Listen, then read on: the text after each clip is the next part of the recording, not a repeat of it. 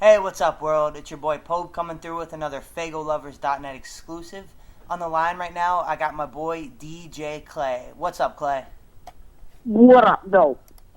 How you doing, What's Clay? good, juggalos, and what up, folk? Well, first off, let me say welcome back home, man. You've been gone for like 2 months now. You know, how was the Lotus tour? How was the tour? Yeah. Oh, shit, man. You know what? I get that question a lot, and I have to answer the same way. It's always off the hook for me, man. I love going out there seeing the juggalos. You know what I'm saying? I love going out there with the fam. We was all pretty much out there, you know what I'm saying? So it was just nothing but mad fun out there. That's And, awesome. you know, the shows were real good, you know what I'm saying? They were great, you know, and the crowds were awesome. So it's always this shit for me. I love being out there. That's awesome. The tour got great reviews from everybody, man. I mean, Lotus speaks for itself. You got Haystacks, a little bit of Esham, some Wolfpack. You know, you got any specific highlights from the tour you want to share with us? Some cities that really, Shit. Go ahead. Forgot about Boondocks. I brought him out. See, nobody know that was a special surprise that we had hooked up for the Juggalos. You know, and if you was at the show, then you know that fucking brought Boondocks out for a little special guest appearance. But it wasn't for the whole tour. We started bringing Boondocks out as a special surprise guest. I think it was like 2 or 3 weeks into the tour, something like that. It was real dope, though. Nice. So, you know, there was a lot of freshness like that going on. You know what I'm saying? Esham came out, did his thing. Fucking, like I said, Boondocks came out, did a special guest appearance. You know, Haystack was out there. Then, you know, he left. I don't know for what reason. So, you know, I don't know. I just woke up one day and he was gone. But I talked to him, though. I talked to Haystack. After that, he said everything was in the good. He didn't tell me the reason why he dropped off the tour or nothing like that, but he said it was all in the good, and he, I guess it was some personal reasons or something. I don't know.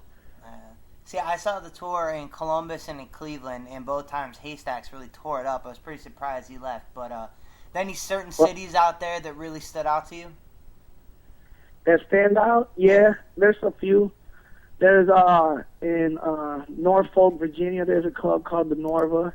It's real dope, you know, and New Mexico Juggalos. It ain't necessarily the club, but like New Mexico Juggalos are real wild. Arizona Juggalos are wild. I mean, hold on. Let me correct myself there. Ain't no Juggalo crowd not wild. You know what I'm saying?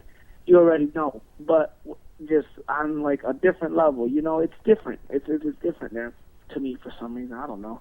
But those clubs always stick out. I always remember them places because there's always some crazy shit going on in fucking New Mexico. You know it's crazy when there's riot squad and fucking snipers on the top of the roofs all the way around that bitch. I was freaking. I was like, what the fuck? It's always got to be great playing back home in Detroit too, I bet. What's that? Yeah, hell yeah. I love playing in Detroit. You know, I could invite friends and fam, and you know, and man, the Detroit Juggalos, come on. Yeah, you got your mom coming out to the shows and stuff. yeah, you know, shit like that. It's fresh, you know, doing home shows. That's awesome. Well, now that you're home, I guess it's sort of back to business, huh? You know, I mean, the gathering, God, it's less than 2 weeks away. And I bet you guys just walk home, you got this giant stack of paperwork sitting on your desk. That's what, yeah.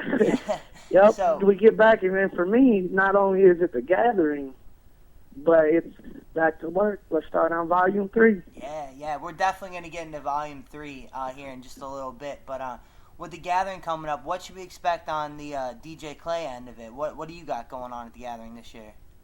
Oh, shit. You know it's always popping off at the jump-off. Yeah, the jump-off. Yeah, the jump-off's still official and still going because, I mean, it's stronger than ever. Every time when everything else closes at midnight at the gathering, the jump-off's the only thing popping off, really, you know? So it's like, shit, it just gets bigger and bigger every year and wilder. That's awesome. Straight up. You guys going to be doing the late-night DJ battles again? I don't know. Probably not. Probably not. But, like, you know, I mean, no one's going to say that we're not. There's no one to say that we're not, but it's not official like that. You know, like, me and Shaggy ain't going to be up there just battling like that. But I know probably, I can tell you 90% for sure that we just can't help it sometimes when we hop up there. You know, if we're rolling around and we see each other like, hey, let's hop on the table. We'll do it, you know. You guys have been doing that shit since you were 12 years old, you know? Yeah, I was real young, man. I was 13 when I got my first pair of turntables. Yeah, so, I mean, it's pretty obvious the gatherings, you know, it's like a week's worth of hard-ass work for all you psychopathic people. You know, what exactly do you guys do all week?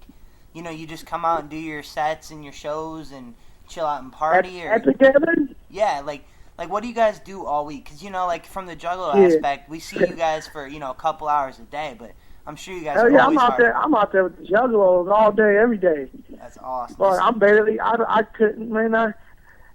backstage. Just kicking it and having fun. You know what I'm saying? I mean, there's a backstage area, you know, but everybody's usually out there. But, you know, it's so big. The area is so big, you know. Mm-hmm. And, you know, if you want to think of it, like, there's only there's ICP, Blaze, Twisted, me, you know, when the whole fam's there, Boondocks, you know, when we're all there, it's so big, like, sometimes we're all in the same area, just hanging out, you know, so some people might miss us if they're on the opposite side of the campground, you know, but I know, like, for those whole 4 days, I'm usually just out there having a blast, and another thing, too, is I don't think I get no sleep ever out there.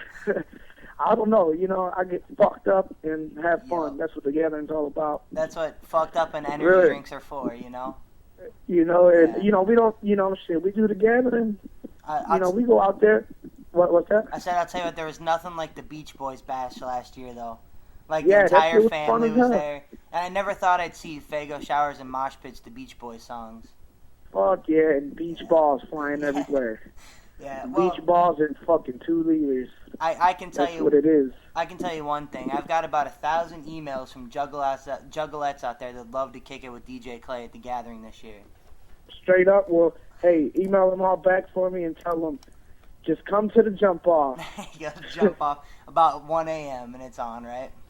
Yeah. About 1 a.m. it really starts. You know, about 1, 2, a little later, deeper in the night. Everybody gets some sauce in them. Yeah, you sleep from sunrise until about noon every day, and you're good to go. Yeah, sometimes I don't even do that. Sometimes maybe not.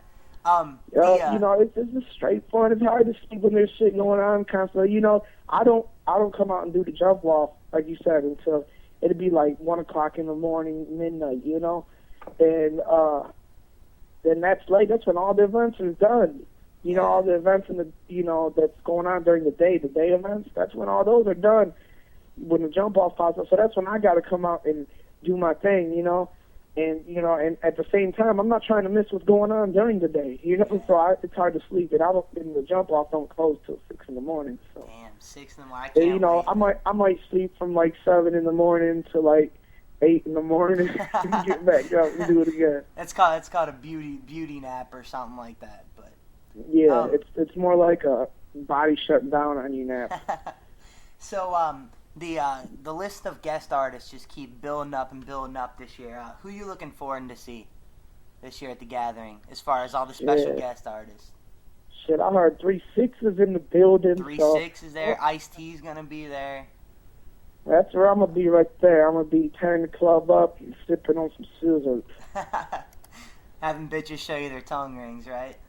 Do all that shit. Yeah. Rusty tongue rings and all. I don't give a fuck. Can we expect to see you up on anybody's set this year? You know, like scratching, hype man, MC, and anything like that? Say that again? I said, can we expect to see you on anybody's set this year? You know, scratching, hype man, anything like that? The ICP set, of course. Definitely. Yeah, it's gonna be like it always is. Real nice. That's awesome. Real That's nice. Awesome. I love being out there, you know. It's, man, with ICP is the shit. Because, you know, like, it's different. Just getting off the Lotus tour, you know, there's no Faygo at all. And, hey, the Faygo's something I like. I don't give a fuck, you know. Some people don't like it. I do. Oh, it's one of a kind, man. There's nothing like it, but... yeah, that's what I'm saying. You know, the only people that, I guess maybe it's just non-juggalos that just don't like that shit. It's like, how you gonna not like, you know, fuck it. There's nothing. I love it. There's nothing like when it's 5 degrees outside and you come out after a show covered in Faygo. It's the best feeling Hell yeah. ever. Hey, juggalos, don't think you're the only ones that get that shit, because we are too. We go outside too, and we freeze our asses off when it's like fucking in wintertime, and it's just fucking 20 degrees outside, snowing and shit, and fucking we're inside, and it gets nice and hot inside, and you're like, hit me with that Faygo. Well, yeah, get soaked. We go outside too and freeze our asses off. Well, yeah. Turning the page just a little bit. So not only you going to be in effect at the gathering, but your fellow Hatchet House artists are going to be there. Motown Rage and the ROC. What's up with their albums? What are they gonna? What do they got on deck? You know, I mean, anything you can get, any little insight you can give us about Motown Rage and the ROC? Well, yeah, but a little bit only. I know for a fact Motown Rage had just finished up their new album, and they got an album. They got a title for it yet? I'm not sure the title yet of it yet, but I feel like an asshole because I know it and I forgot it. I forgot the title because I was just talking to Razor Ray today earlier, and he was telling me all about it. And he was telling me, man, they're done with their shit. He's telling me it's fire. So, I can't wait to hear it. Razor Ray's a good friend of mine. That's awesome. What about the ROC? What's he got going down? The ROC has his album out pushing right now. Mm-hmm. And, it's doing well. He's getting a good response from it. I haven't talked to ROC since the Lotus tour, though. He dropped off the tour. I don't know for what reasons either. But he dropped out after a little bit, and I ain't talked to him since then. I'm supposed to be giving him a call here soon. Well, what up? Speaking of the ROC, last year's gathering, we were told all of the early on info about Zodiac Imprint, but we haven't heard much about it since. You know anything about that you can share with us? That's top secret info. That's him and Blaze keep that shit top secret. Yeah. I might have stumbled into the studio once when they was recording some shit and almost got shot, but hey, it's cool. They got bodyguards surrounding the studio. Yeah. Big ass bodyguards. Well, more on Hatchet House. Right now, I mean, I can tell you from working for Faygoluvers, I get all the emails from the entire underground, and it's all about the Let 'Em Bleed series right now. Volumes 1 and 2. I mean, 2 hasn't even been out for 2 weeks, and I'm getting emails about 3 already. It's in 2 weeks, I think. Yep. Can you give us a bit of background about this series? Like, where did it come from? The concept, the idea, the title, anything like that? When was that brainchild of DJ Clay? Or what? The whole Let 'Em Bleed series, man. It was thought of we thought of it. I mean, mixtapes ain't no thing, I've been doing mixtapes for a while, and, I'm ICP's official DJ, and they don't have mixtapes out, Psychopathic don't have mixtapes. So it's dope because, putting that element in Psychopathic, it's like, what don't we got now? You know what I'm saying? It probably came along, to tell you the honest truth, how it came along, man, because, we was at Hallowicked last year, man, and we was down there doing it was a fucking like an in-store for when the new Juggernauts came out. That Juggernaut CD came out, and ICP was doing an in-store, so we did the Run ICP and Jam Master Clay deal. We was like, hell yeah, it was Halloween day, you know what I'm saying? We was like, let's freak it. And then they was down in the shelter, St. Andrew's Hall there, down in the shelter, signing autographs and signing copies of the Juggernaut CD and shit like that. It was real dope, and I was behind them DJing and shit, live music for the Juggalos, and it was live, and I was mixing some sweet shit up, I guess, I was mixing like Run DMC with ICP a lot. It was cool.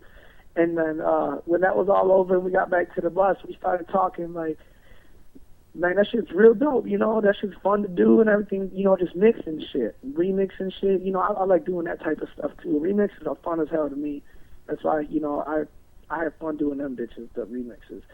And stuff like that. And so we was like, man, let's do official mixtapes, dog. Let's do official mixtapes, man. Official ones, you know what I'm saying? Not no unofficial, this shit. Let's do, you know what I'm saying? It's official because I'm with the label now, and we're going to go ahead and put these out.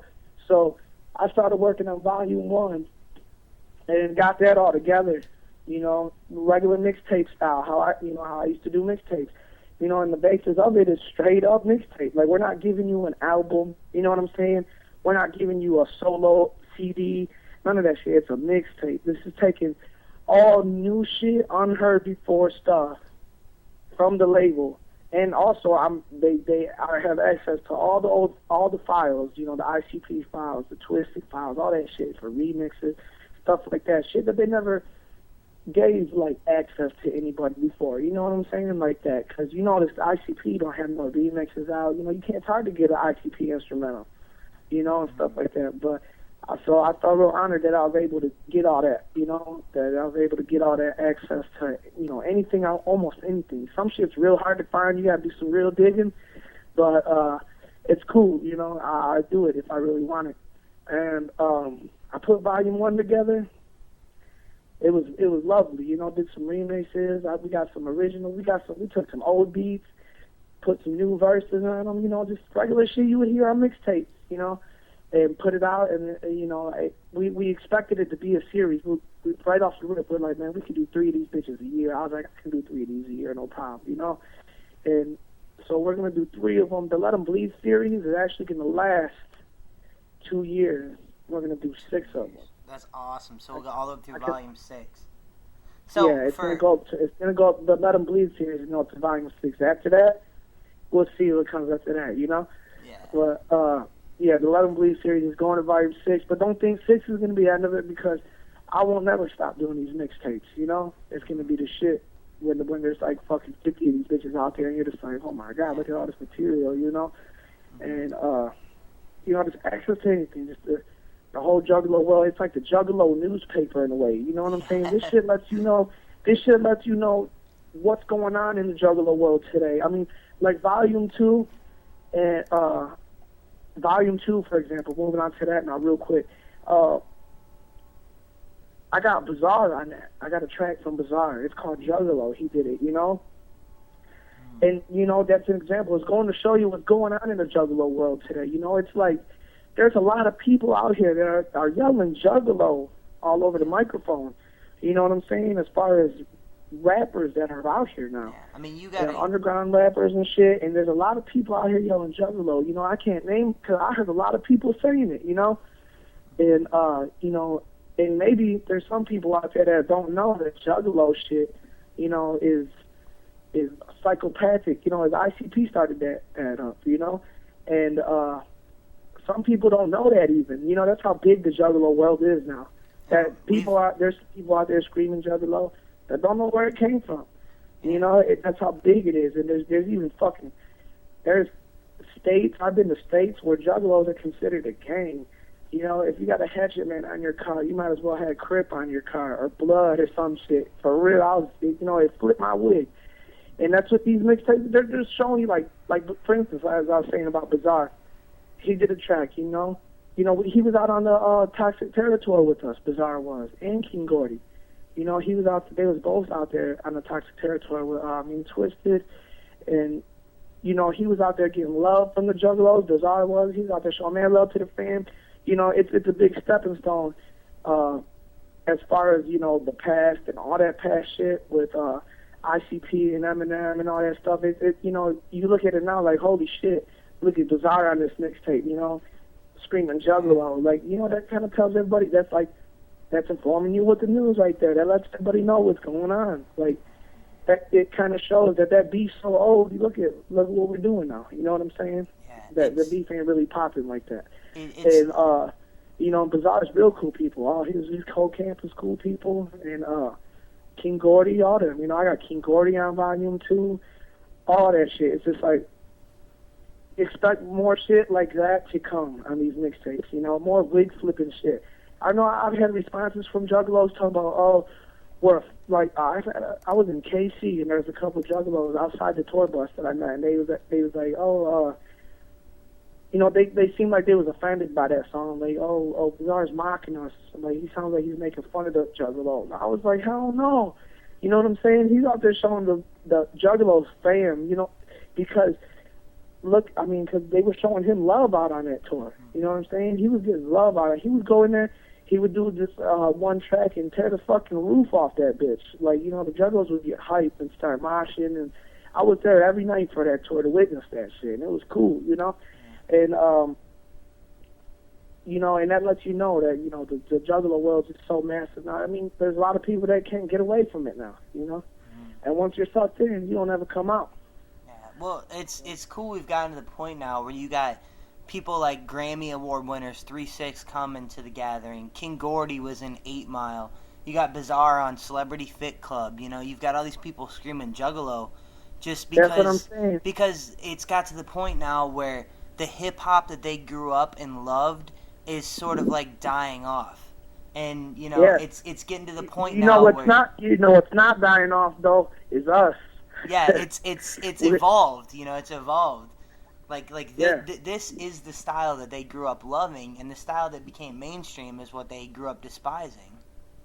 Yep. You know, but what you said kind of leads me into my next question. It's like a lot of the Juggalos are really, really digging the ultra rare kind of combinations that you've been putting together in these mixtapes, mixing up people like Boondocks and Esham, and, you know, like all of the ROC and King Gordy, people that you wouldn't expect to hear together. Can you shed some light on, maybe tell some stories of how these combinations came to be?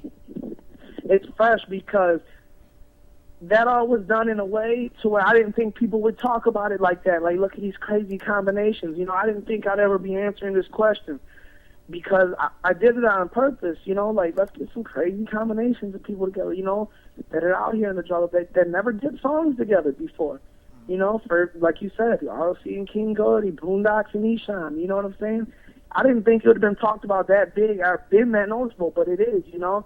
And that's pretty much the story behind it, you know? Like, everybody's cool and knows each other, you know what I'm saying? It's like nobody's ever put on a track and then some other guy just comes in and lays his verse at his studio, you know, separate. No, we all do it together. We go in there and we go in the studio and have fun, you know? I go in the studio, like, you know, me and ROC and King Gordy went in the studio. I supplied the beat, I brought the beat, I made it, and then fucking ROC and King Gordy wrote right there. They laid it down, you know.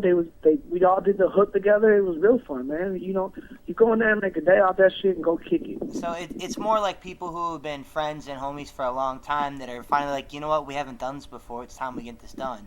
You know, I'm sorry, I couldn't even hear you. I said it's more like people who have known each other for a long time but never had the chance to work together. Yeah, it's exactly what it is. You know, Gordy and ROC knew each other for a while, you know.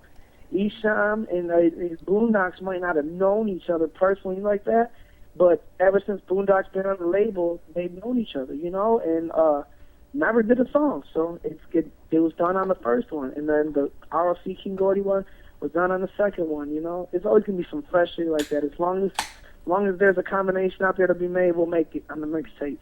Well, there's already a ton of names being rumored for Volume 3. People want to hear Bales again. They're talking AMB. There's a rumor going on the internet that AMB is going to be on Volume 3. ABK hasn't made an appearance yet. Project Born, Tally Demon, and a ton of other underground artists. Can you give us kind of any insight on who you're maybe chasing after, like whose door you're knocking on or who you're calling trying to get on Volume 3? You know, I don't want to spoil any surprises, though, you know? No, nobody even specific that you... All right, how about this? If you could pick one person, even if you don't think you could possibly get them, who would you want to get on Volume 3? Just one person in general, Josh. And you ask me a question and take me an hour to think of the answer. Man, I don't know, man. I really don't know. Off the top of my head, I don't know. If there was somebody I really wanted, you know, I mean, that's a crazy question. I could throw a name out there, you know, but it's like a real long shot, and it's like, you know, some people are even like, who cares, you know, but it's like, I don't know, that's a hard-ass question to ask, really. Well, and that's kind of a testament to where, like we were talking about earlier, where the underground's gone. Because back in the day, if you were making an underground mixtape and you said, who do you want on it, there'd have been maybe 5 or 6 people. But now the underground... The underground's blown up so much that there's just an endless list of people. There's so big of a selection now. You know what I'm saying? It's like there's people that just respect the Juggalo game so much now. You know what I'm saying? That might not have respected it before, but they do. Sure in the fuck do now. You know. Definitely. And it's like they got that respect, and you know, there's a lot of people you can probably get at now. And there's a lot of, but there's also the motherfuckers that still, you know, there's still them people that are out there that you know that you're like, man, fuck them. We won't fuck with them. You know. Yeah, I don't think you're gonna get Soldier Boy on Volume 3. Yeah, you know, you won't hear him on Volume 3. Okay, yeah, I can tell you who won't be on Volume 3. But yeah, you only hear him. But you know, if there was a big mainstream out there name like somebody like Game or something like that, come on, tell me that wouldn't be the shit. Oh, dude, but the Game would be the shit. How about 3-6 you know, on Volume 3? Now that's something. Hey, whoa. That's something you need to work on at the gathering. That's something you work on at the gathering. Get them guys a bottle of Cristal and a contract. Yeah. But, yeah, you know, that would be real dope to get 3-6 on a song, you know, from Volume 3. Hell yeah. Hell yeah. Well, I mentioned a name earlier, and I don't mean to take a trip down a negative lane or anything, but I mentioned the name Tally Demon. Now, there's been a lot of internet controversy and emails and stupid-ass MySpace bulletins going around about this So Preventable track from Volume 2. Yeah, some people say that's Tally singing, some say it's not. Maybe you could just take 1 minute and address that real quick. Oh, man, I gotta waste my time. All right, hold on. All right, look, it ain't no beef shit. This is crazy. You know what? Because honestly, on everything, I didn't know about this whole Tally Demon situation until fucking weeks ago. You know, a couple weeks ago. But it was towards the end of the Dark Lotus tour when I found out about that. And the only reason why I found out about it is because I happened to be checking the MySpace and happened to see a message from her on my MySpace. And she was telling me a bunch of crazy shit. All that's fucked up. I didn't get credit for that song. And I'm thinking like, oh shit, did I do something I wasn't supposed to do? You know? And then I thought about it like, I ain't got her on shit. Like, what's she talking about? Like, she had me fucked up for a second, you know? And then I was thinking like, well, she ain't on nothing. What's she talking about? Then I thought about that So Preventable track. And I was like, yeah, she was on it. And the honest to God truth is it's not her. I'm sorry, hey. I never had no problem with the Tally Demon. I don't even know what the whole side of that fucking story is. You know, her whole story and the hatchet or whatever. I don't know. Hey, I don't know. You know why? I stay out of other people's business. That's why. So. But yeah, to me personally, she was cool. I didn't really know her that well. I didn't know her that well. I mean, we seen each other a few times, had that mutual respect for each other, and it was like, you know, that was it. There wasn't nothing wrong with her. And if that was really her on that song, if it really was, she would have got her credit. You know, it's not like I was out there trying to start some trouble or whatever. You know, she started all this shit up, you know. That was her. I was reading Faygoluvers and Juggalo News. I was reading all that shit. And then, like, then she sent me, you know, it was after she sent me this message. It was, that's when I went and checked it out because she had mentioned something like that on that message. So I was like, what the fuck? You know what I'm saying? Now I was getting messages. I got like 2 messages from a couple of Juggalos that were like, yeah, what's all that shit Terry talking on fucking Juggalo News with Faygoluvers? You know, I was like, what? So I went and hit up, you know, and then I was like, what's this shit?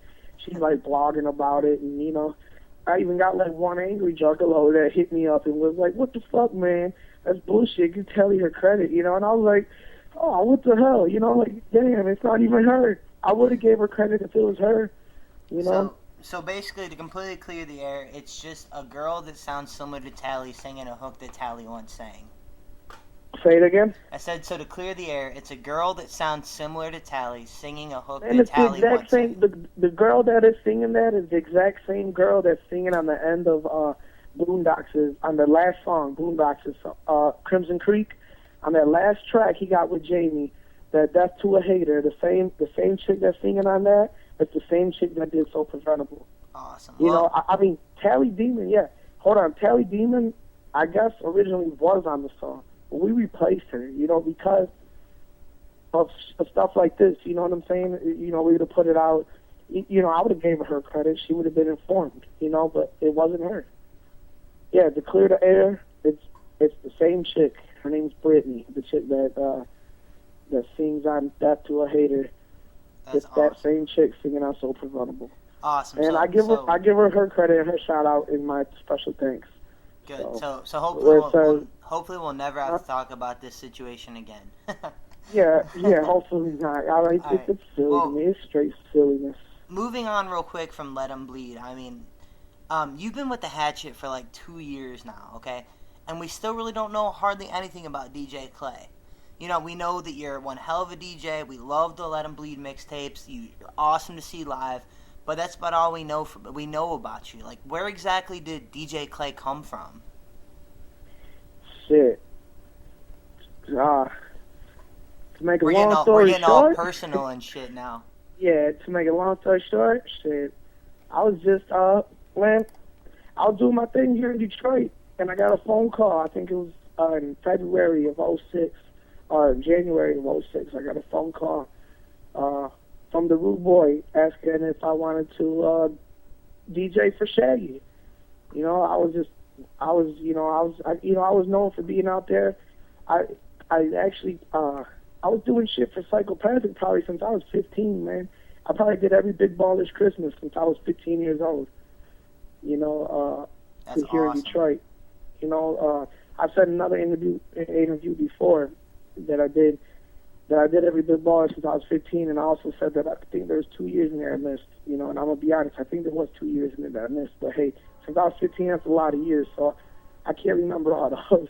And you know, it was always shit like that in Detroit here, though. You know, like it was like I was doing Twisted's Man's Miss record release party. I did Underground Psychos. You know, it was always me. You know, doing shit here in Detroit for them. You know, it wasn't on a big scale until February '06. I got that phone call, started touring with Shaggy, and that's when it moved up to the next level, you know, and I was Shaggy's DJ. And after that, you know, both of them, ICP wanted me to be their official DJ, you know, and they brought me out that Holloway Kid. We did the thing. We've been doing it every tour since. It's because the FTFO tour was bomb as hell, dude. You guys were awesome on that tour. Uh-huh. I said because the Fuck the Fuck Off tour was incredible, and you guys were just awesome on that tour. Yeah, man, that was real fun, you know, and it was a cool element, you know, just Shaggy out there by himself, you know, and he didn't have no hype man, and he had a DJ, you know. It was real dope. That's awesome. You know? We put a post on the website, you know, asking our readers to submit some questions, and I got a few of them for you. Most of them have to deal with, you know, like we were just talking about, like how you got started and things like that. Like one of our readers, a guy named Brett Donovan, was writing in. He put, a lot of aspiring DJs want to know if you have any tips for some younger DJs that want to get better or just to learn how to DJ. Yeah, that's, you know, I get that question a lot too, you know. It's and I'm gonna answer the same way. You gotta have a love for it, you know what I'm saying? You gotta have that push, that drive. You gotta want to do this shit. I mean, if it looks cool to you and you think you want to do it, don't fucking not chase that dream. Because if you think you want to do it, go ahead and do it. You know what I'm saying? Give it a try. Hey, if you end up not being good at it, whatever. But you know what I'm saying? At least you tried. You know what I'm saying? Like, try, because you might be good at the shit. You might be the next fucking DJ for fucking 50 Cent out there, or for anybody. You know what I'm saying? You might be, and that's on the real. How exactly did you get started? What, it was just something you were interested in? You got a set of turntables, or what? I don't know. Yeah, I was probably like 10 years old, man. And around here in Detroit, there's a lot of DJs, you know. Like, but nobody was. It was just local DJs, you know, just Detroit only DJs, you know. And it was there's this record store that I lived not too far from. And, you know, it was in walking distance. So I'd walk there after school or whatever is on the way. You know, I had homies that lived real close to it or whatever, so I'd go to their crib, let's go to the record store, you know, see what we got. And there was just a lot of mixtapes in there always. But it was different type of mixtapes. It was like freestyle mixtapes and shit, you know? And, and you know, that shit was dope. It was real dope to me and shit. But, Damn, I'm sorry. Hold on, man. I got a cough.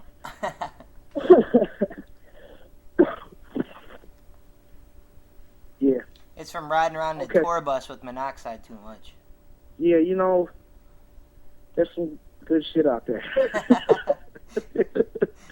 Hello, California. Let's put it that way. Spend a little time with potluck, huh? Yeah, my bad. Where were we? I'm sorry. We were talking about just how you got started as a DJ, like what drew you to it and how you began. Oh, yeah, my bad. Yeah, so that record store, man, it was there, and I would go to it a lot. And then I was, like I said, I was probably like 11 years old, you know. I was young as hell. Ted, it might sound crazy, but I couldn't afford turntables yet. But I did have me a fucking tape deck, and I'll tell you what, I did fucking wonders with that tape deck I don't think anybody could do to this day. It was crazy.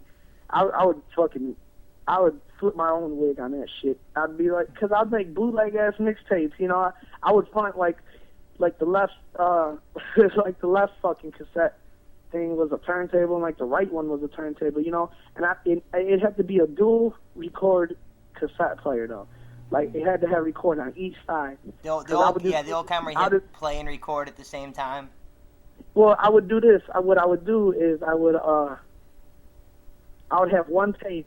It had to be one of, because some of them tape decks were tricky. It had to be one of them tape decks to where each side had to record, and to where you could record from the left side to the right side, or from the right side to the left side, you know? Mm-hmm. So I would just take the song I want off of one of these mixtapes that I bought out of the record store.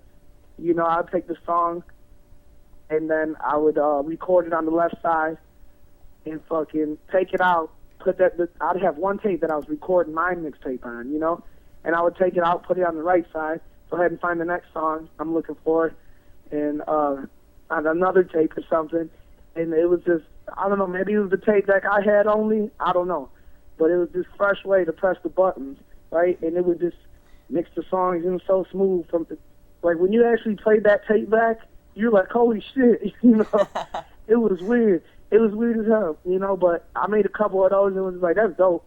But I'm sick of doing this shit. I need a real turntable, you know? But I couldn't afford none. I was only 11 years old. And then, you know, a couple years passed by.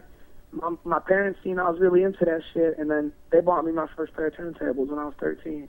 That's awesome. And then it's pretty much been on like Donkey Kong since then. So you got your turntables when you were 13. What's the first record you bought? I found the first record I bought, man. Shit, I don't know. It was some crazy ass freestyle club techno ass record, man. I don't even know the name of it still. I'll tell you the first record I can remember that I found was a Michael Jackson Thriller record. Oh, that's like, a classic. You can't beat that. Yeah, it's fucking classic as hell, you know. And you know, as a musician and all that shit, Michael Jackson's an influence. So I think a lot of people around my age and older, you know, I know kids nowadays, they're just like, fuck Michael Jackson, hell no, a little fucking baby rapist or whatever the hell, you know. But I can understand from a kid's perspective now, like a little 10-year-old boy now, you know what I'm saying? Michael Jackson ain't did shit in years. Besides, I mean, he did that one album. Nobody cared about it, though. But I'm saying, when he was really hitting, you know, when he was still hitting, he was doing his, like, past, present, future shit, and then whatever came right before that past, present, and future, you know. When he was doing that, I was real young, you know, so he was still kind of hitting. And I just remember seeing him all over the TV always when I was real little. Well, I'll tell you, I'm 20. And when I found that record, though, it was the shit to me. I was like, whoa. And it was in perfect condition, you know. It was just a Michael Jackson Thriller record chilling in the alley behind the crib. That's awesome. Well, I'll tell you, I'm 26, and Michael Jackson did the best Super Bowl halftime show ever. That's what I'm saying, man. I'm 24. Yeah. You know, so you feel where I'm coming from, man. There's nothing better than Michael Jackson, dude. Yeah, he's the shit, you know, and I'll try telling little kids that these days, you know, and they'll just be like, yeah, you like Michael Jackson? He's a little boy rapist. That's all kids know him as now, you know. I'm like, wait a minute. Well, what part is this? Who forgot about Thriller? Well, my next question kind of rolls into that one. One of our readers, a juggalo named North Bay Ninja, he was wanting to know if you were influenced by any specific DJs. If you can name like some of your favorite DJs and how they've influenced you. Man, like I said, I was influenced by the local Detroit DJ scene. When I was 12 years old, you know what I'm saying? So I'm 24 now. 12 or 10 years ago, you know, Been 98. 10 years ago, shit, that would be what, 19 what? 96, you'd have been 12. All right, so whatever DJ was on the Detroit DJ scene in 95 and 96, you know, that was really my influence on the for real. You know, there was a lot of them out there, so it's hard to name. You know, and most of them I didn't even pay attention to the names. I just listened to the CD, you know? Yeah. And, but as I got my equipment and got a little older and matured up some, you know, enough to look into other DJs and shit like that, man, when I stumbled across Qbert in fucking, like, oh my God, DJ Qbert is fucking amazing. You know, awesome. Google that motherfucker. Google him, he's the shit. You know, and you want to see why I got inspired by it. Peep that motherfucker. That's, as far as scratching, that's kind of inspiration right there. There's no other name I can give. It's not like Joe last week on W Fuck Off, who was playing some DJ Los from 1986. Yeah, some old DJ Los is fresh because on that Five of Detroit, you know, Father J says, you know, Detroit forever, every day from DJ Los to Clay. You know, it's the shit. You know, he compares the newest big Detroit DJ out compared to the old school. You know what I'm saying? It was the shit how he freaked that. That's an awesome compliment. Yeah, it is. It is. It really is an awesome compliment, man. Yeah, that's cool. But all right. Well, I got one more question from you from the readers. It comes from a guy named Mike Simmons, and a lot of people are wondering this too. Are we going to expect any more DJ Clay gear to pop up on Hatchet Gear? What is it? I said, can we expect any more DJ Clay gear to pop up on Hatchet Gear anytime soon? Hell yeah. Hell yeah. Shit. There's going to be some dopeness coming out. I don't want to spoil the surprise on that either, but there's going to be some freshness coming out on that shit, yeah? We could definitely use some DJ Clay hoodies come this winter. Hell yeah. Hey, wintertime, I got you covered. Hell yeah, that's awesome. Well, first I want to say thanks, dude. You're the man for coming through and just hanging out and bullshitting for a little while. I'll use the classic end of interview question with just what's next for DJ Clay. Volume 3, motherfuckers. We got. Do you even have a month yet on when that's going to be released? Are we looking for like November? Man, I can give you the date. Faygoluvers exclusive. Yes, it is. November 11th. November 11th. 11/11. Yes, 11/11/08. All right, Volume 3. There's no other info you can give us on Volume 3 yet? Huh? No other info you can give us on Volume 3 yet other than that? Yes and no. Uh-oh. Well, what's the more yes? info as far as, check this out. Listen closely too, Juggalos, because this is some shit right here. I leaked it on W Fuck Off the day of my record release of Volume 2. So if you listen to W Fuck Off Radio, you know what I'm about to say. But, because I already got some responses from some Juggalos on it. And, Juggalos, I got a beat, Juggalos, that I'm posting up on my website and on my MySpace for you guys to download. For everybody that wants to do a verse, anybody that wants to be on Volume 3, this is for anybody. This goes out to anybody that wants to be on Let 'Em Bleed Volume 3, the mixtape. I'm posting a beat on the website and a beat on the MySpace for you to download, write one verse to. You know, if you do a hook, it's cool. If you're doing a hook, hey, that's cool. Because if your hook is the shit, I'm keeping it. You know, but do one verse, 16 bars, and the 3 dopest verses that I get sent in to me, I'm keeping, and those 3 verses will go on Volume 3. Dude, that is one of the coolest contests I've ever heard. They just send them to the MySpace? No, when I do post a beat, there will be a special fucking email address to send your verses to, and that's where you're gonna send them to. Just email them on over so I can just go through them.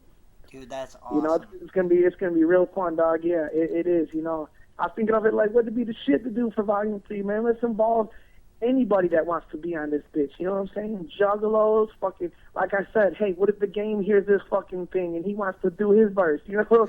Hey, he can do it. This is for anybody. This is for anybody out there, man. You can get DJ Los up on there. Yeah, hey, DJ Los can send his shit in. That's send awesome. it in. But if it's not dope, I'm not gonna put it on there. Well, you know what I'm saying? No. You know, it necessarily got to be. You know, I'm just gonna pick out the 3 ones that I think schooled this beat the most. You know what I'm saying? I'm not trying to I'm not trying to make it so much a contest. You know what I'm saying? I don't want. If your verse didn't make it, I don't want you to be mad at the Juggalos that did make it or whoever did make it. You know what I'm saying? You know, I don't want that. You know, so it's not so much as a contest. It's just like, man, whoever freaks this beat the hardest, I'm gonna put on there. You know. Well, I can tell you one thing from the Juggalo perspective. You guys, like Psychopathic in general, has been so awesome to us lately. They've been giving out free gathering tickets, Hatchet Gear coupons, and the Lotus CDs. They got the contest going on right now for more free gathering tickets. Free W fuck off. It's just like, we just gotta say thank you guys. You guys are the best people that we could ever be fans of. I'm serious. Sure, man. Hey, and the Juggalos are the best fans we could ever be performers for real. That's awesome. That's on the real tip. Yeah. Well, all right, Clay, I'll let you go. I'm sure you got plenty of stuff to go take care of. I want to say thank you again for coming through. Any closing words you want to say? Yeah. Peace out, Juggalos, and keep posting to the DJ Clay website and the DJ Clay MySpace, because big shit popping. Psychopathic for life, and I'm out this motherfucker. All right, much love, Clay. Peace. Whoop whoop.